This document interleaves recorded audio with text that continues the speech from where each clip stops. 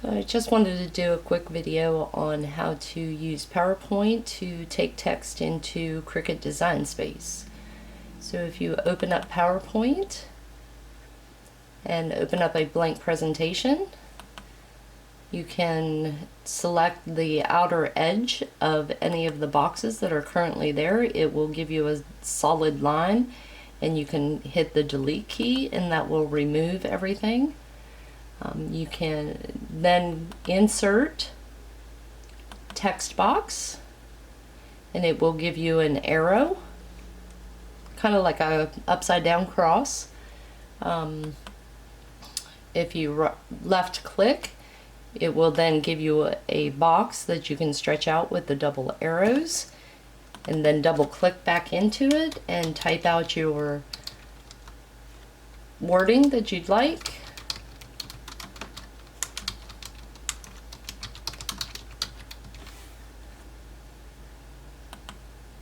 And then if you click on the outside box, it will become solid again, and you can select whatever font you would like.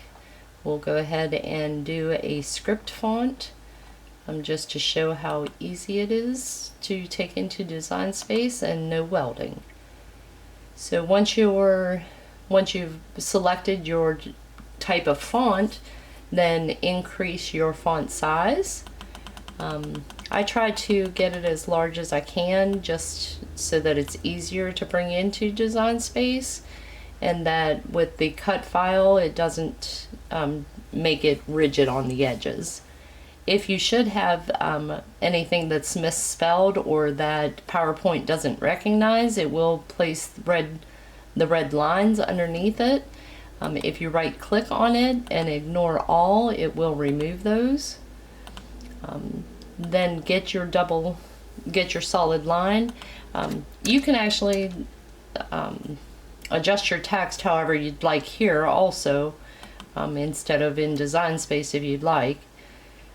Once you set your spacing and where you want your fonts to be, get your solid line around your text, and if you right click and save picture as, and make sure that this save as type is PNG, portable network graphic format. Name your file and make sure you know where you're saving it.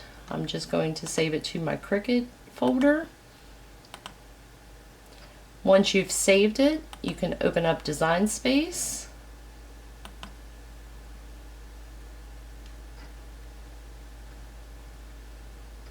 And select the new project. And then you're going to upload image, browse, and then find your file that you just saved, which mine was picture 17. If you double click on it or highlight it and say OK, and then I always select complex and continue, and you can see it has removed all the background, and select continue. You can save it as a print and cut file or as a cut image.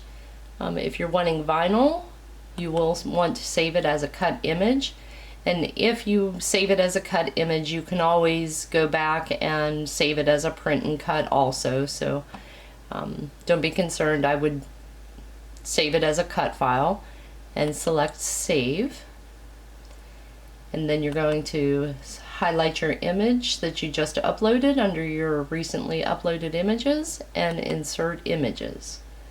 And as you can see, it is all in Design Space, no welding. If I go to make it, it is all in the same pieces.